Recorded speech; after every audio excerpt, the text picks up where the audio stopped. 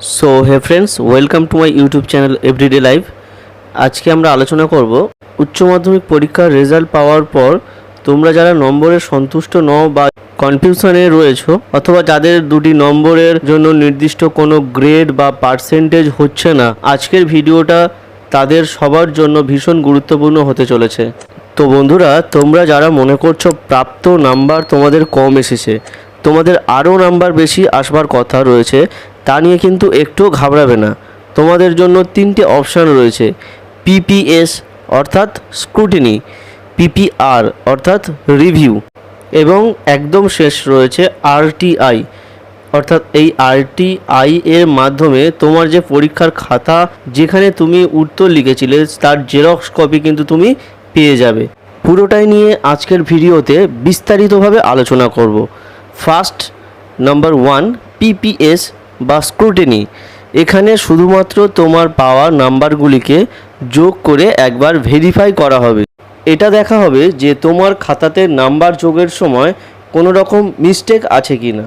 Number 2, PPR বা review. এই PPR বা রিভিউ, এখানে আরও একজন অন্য কোনো স্যার তোমার উত্তরপত্র পুরোটাই একদম প্রথম থেকে দেখবেন। মনে করো আগে যে স্যার কোনো প্রশ্নের 5 এর মধ্যে তোমাকে 2 দিয়েছেন, সেখানে যদি তুমি 3 বা 4 পাওয়ার যোগ্য হও, তাহলে কিন্তু এই স্যার সেই নাম্বার বাড়িয়ে দিতে পারে। এটাকেই বলা হয় রিভিউ বা পিপিআর। এই দুই প্রসেসের মাধ্যমে তোমাকে যে কোনো একটি প্রথমে করতে হবে। যদি পিপিআর বা পিপিএস করবার পরেও তোমার নাম্বার না বাড়ে, তোমার মনে ডাউট থাকে, এরপরে তোমার কাছে শেষ অপশান রয়েছে যার নাম আরটিআই। এখানে কিন্তু তুমি তোমার পরীক্ষার যে উত্তরপত্র বা খাতা, সেটার কিন্তু জেরক্স পর্যন্ত পেয়ে যাবে। তুমি নিজেই মিলিয়ে দেখে নিতে পারবে নাম্বার কোথায় কাটা হয়েছে, কেনই বা কাটা হয়েছে, কোন জায়গাতে তোমার নাম্বার কম দেওয়া হয়েছে অথচ তুমি নাম্বার পাবে। গোটা বিষয়টা তোমার কাছে কিন্তু ক্লিয়ার হয়ে যাবে, এবং তুমি সেখানে যদি দেখো যে তোমার সত্যিই নাম্বার কম দেওয়া হয়েছে, তাহলে নাম্বার বাড়িয়েও নিতে পারবে। এখানে আরও একটি কথা তোমাদের বলে রাখি, এই তিনটি প্রক্রিয়া কিন্তু দীর্ঘমেয়াদী। পিপিআর, পিপিএস এর রেজাল্ট মোটামুটি তোমরা 1.5 মাসের মধ্যে পেয়ে যাবে, এবং আরটিআই করলে খাতা পেতে কিন্তু আরও বেশ খানিকটা সময় লাগবে। এই বিষয় মূল আলোচনায় যাওয়ার আগে তোমাদের বলি, তোমরা হয়তো অলরেডি মনে মনে ভেবে নিয়েছো স্ক্রুটিনি করবে না, শুধু নাম্বার যোগ না করে আমি একেবারে পিপিআর করে নেব। কিন্তু বোর্ড বেশ কিছু জটিল শর্ত রেখেছে। তোমরা যারা ভাবছো আমি স্ক্রুটিনি করব, অর্থাৎ নাম্বারটা শুধু যোগ করিয়ে দেখব, তারা প্রত্যেকের সাবজেক্ট কিন্তু করাতে পারো।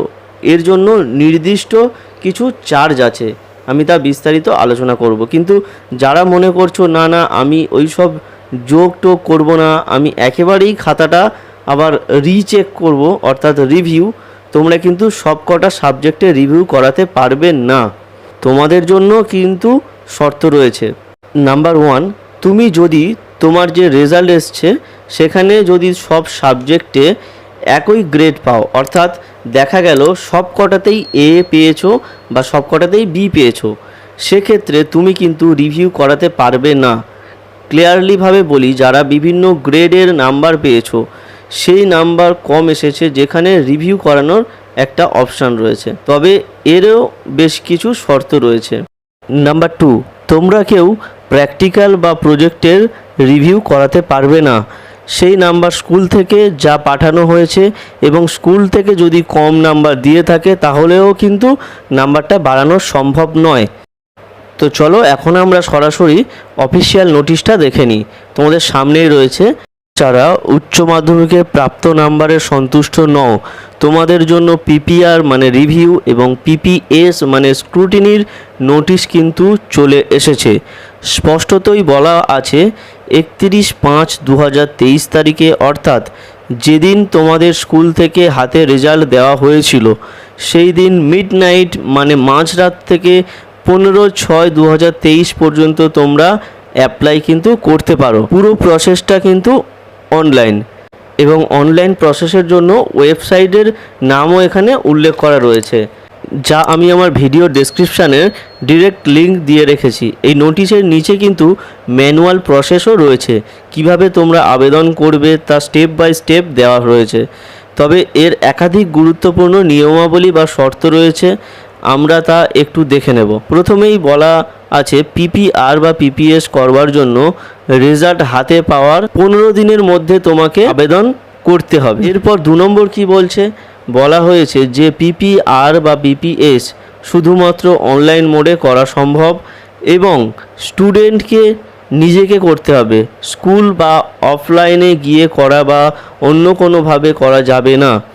নাম্বার 3 বলা হয়েছে আবেদন করার সময় রোল নাম্বার ও মার্কশিটের সিরিয়াল নাম্বার এই দুটো জিনিসের প্রয়োজন হবে। 4 নাম্বার দাগে বলা হয়েছে পিপিআর বা রিভিউ যারা করবে বা যারা খাতা পুরোপুরি চেক করাবে তাদের 150 টাকা এবং যারা পিপিএস বা স্ক্রুটিনি করাবে তাদের জন্য কিন্তু 100 টাকা পেমেন্ট বাধ্যতামূলক। হ্যাঁ, প্রত্যেকটা কিন্তু বিষয়ের জন্য আলাদা আলাদা পেমেন্ট করতে হবে। 5 নম্বর দাগে বলা হয়েছে শুধুমাত্র থিওরিক্যাল পেপারে পিপিআর বা পিপিএস করা যাবে। আরও একটি বিষয় বলা বাহুল্য, তোমরা কিন্তু পিপিএস বা পিপিআর একসাথে করাতে পারবে না, যে কোনো একটি তোমাকে করাতে হবে। অবশেষে মানে এই 2 প্রসেসে যখন তুমি সন্তুষ্ট নও বা তোমার কাজটি সম্পূর্ণ হচ্ছে না, তখন কিন্তু একটা অপশান আছে যা হলো RTI। 7 নাম্বার পয়েন্ট বলা হচ্ছে পিপিএস যারা করাতে চাও মানে স্ক্রুটিনি, তারা কিন্তু সমস্ত পেপারকেই করাতে পারবে। পিপিআর বা রিভিউ করাতে চাও তাহলে তাদের ক্ষেত্রে ম্যাক্সিমাম 2টো সাবজেক্ট করাতে পারবে, অর্থাৎ পিপিআর করাতে চাইলে তার সব কয়টি সাবজেক্টের জন্য পসিবল নয়, শুধুমাত্র যে কোনো 2টি সাবজেক্ট করাতে পারবে। আবার এক্ষেত্রেও কিছু শর্ত রয়েছে, যে 2 সাবজেক্টে তুমি পিপিআর করাতে চাও সেই সাবজেক্ট দুটোতে যদি 0 বা 2 বা 3 পাও সেক্ষেত্রে কিন্তু হবে না। তুমি যে নাম্বারের লিখিত পরীক্ষা দিয়েছো তার 20% মিনিমাম নাম্বার পেতে হবে, অর্থাৎ 80 নাম্বার 80 নাম্বারের পরীক্ষার ক্ষেত্রে যদি 20% মানে 16 নাম্বার বা তার বেশি পেয়ে থাকো তবে কিন্তু তুমি রিভিউ করাতে পারবে।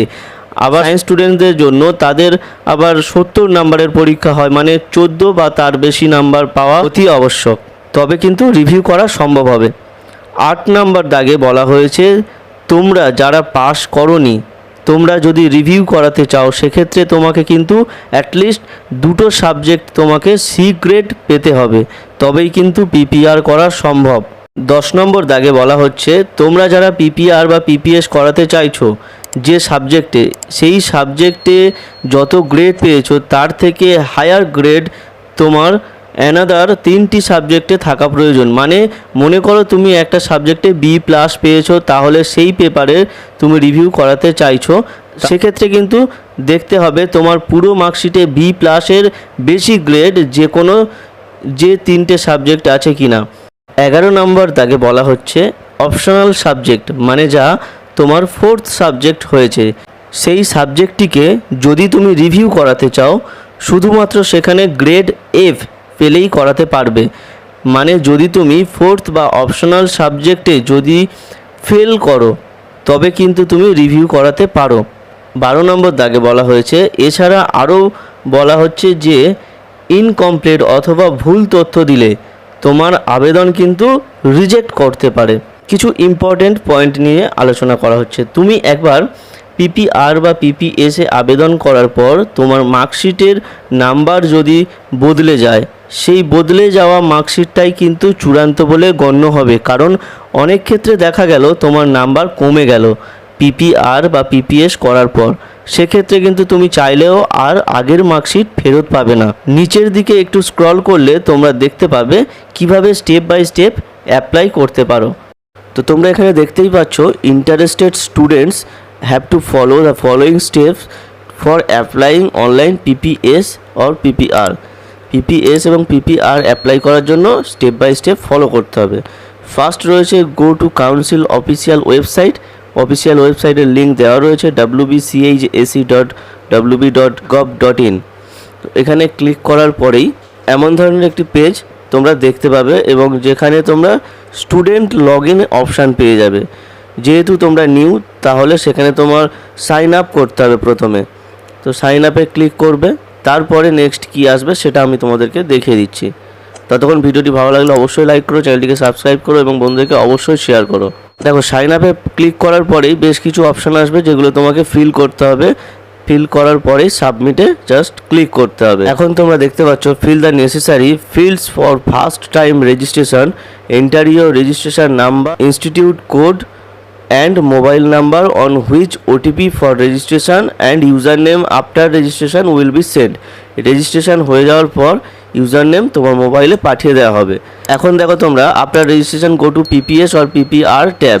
তো এখান থেকে তোমাদের যেটা প্রয়োজন থাকবে তোমরা সেটিতেই ক্লিক করবে। পিপিএস বা পিপিআর ট্যাবে ক্লিক করার পরেই আবার একটি অপশান চলে আসবে। এখন তোমরা দেখতে পাচ্ছ enter your roll number and marksheet number and press the valid roll and marksheet number button. তো এখানে রোল নাম্বার মার্কশিট নাম্বার দেওয়ার পর ভ্যালিড এখানে ক্লিক করতে হবে। করার পর এখানেই তোমাদের সাবজেক্টে কোন কোন সাবজেক্টে পিপিআর করতে যাও বা কোন কোন সাবজেক্টে পিপিএস করতে যাও সেটা তোমাদেরকে চুজ করতে হবে এখান থেকে। করার পর একটু স্ক্রল করে এখানে পেমেন্ট অপশান চলে আসবে। এখন তোমরা দেখতেই পাচ্ছ যে এখানে পেমেন্ট অপশান চলে এসছে। এখানে জাস্ট পেতে ক্লিক করতে হবে। করার পর তোমার কাছে যা থাকবে ডেবিট কার্ড হতে পারে, নেট ব্যাঙ্কিং হতে পারে, ইউপিআই হতে পারে, যে কোনো মাধ্যম থেকে তোমরা পেমেন্টটি কমপ্লিট করে ফেলবে। তো এটুকুই ছিল আজকের মূল ভিডিও।